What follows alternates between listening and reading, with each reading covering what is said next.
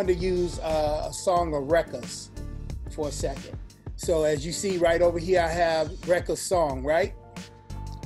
And you see, you know, if I click on there, you see it's Rekka, subliminal message, and it has the explicit tag on it. So if I see this, I'm saying, okay, I know the artist name, I know the name of the song, and I know what version of that song it is. So I'm excited, right?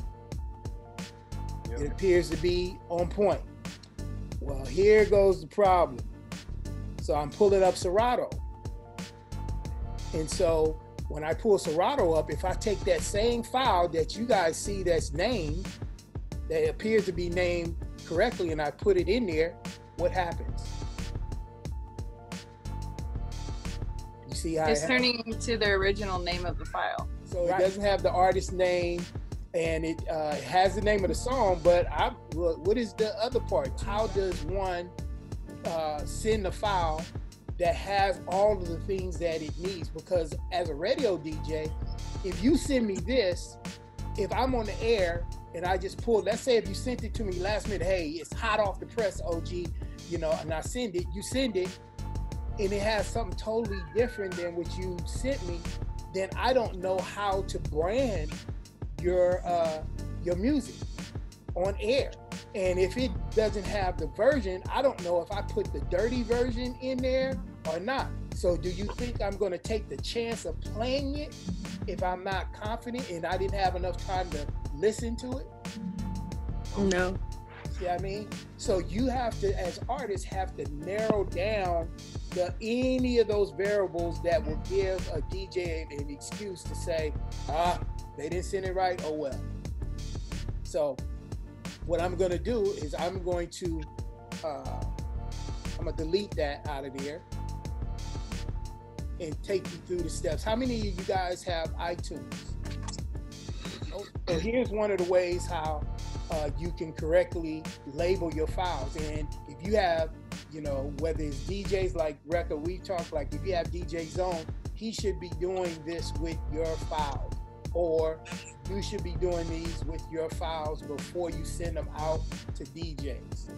All right, so I kind of prepared, and you said, if you see down at the bottom, you see subliminal message.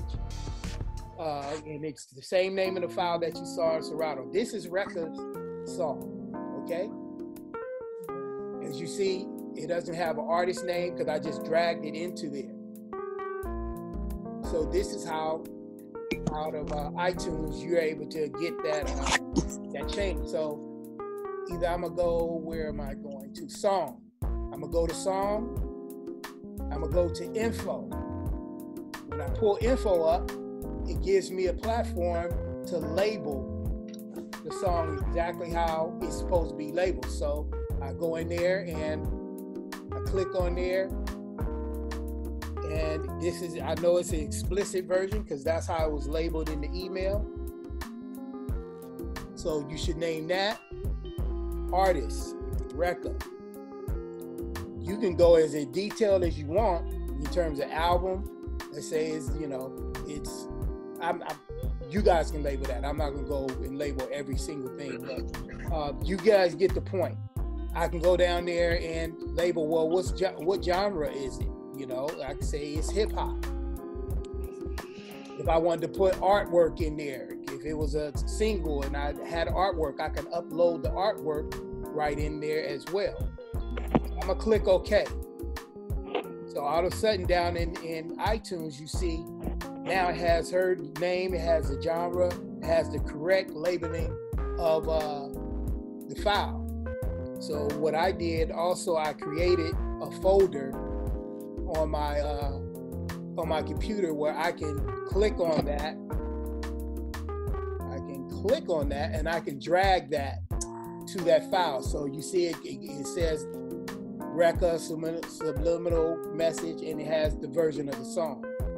So now when I go to put her song into Serato, look what happens. It even labels the genre of the song. So what's the chances, again, if you send a DJ who is getting tons of music from all over the place, what's the chances that that the DJ will play your song because it's labeled right?